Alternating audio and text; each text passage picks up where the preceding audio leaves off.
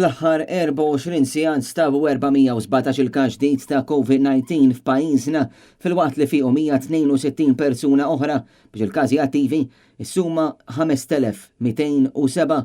Fortunatament l-ebda persuna ma sfat vittma tal-virus fl-aħħar sigħat bit-total ta' vittmi jibqa' dak ta' 740. Bħala medja aktar minn 1500 persuna jagħmlu swab test, iżda dan it-total ma jinkludix dawk il-persuni li jagħmlu self-test id-dar.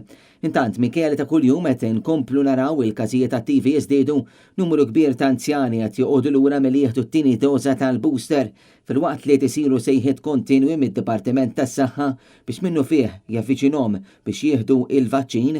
Sissa iċ-ċifri qed jindikaw li mhux qed jersqu l-qudiem l-istess ammont ta' persuni sabiex jieħdu l-booster daqs ix-xhur preċedenti.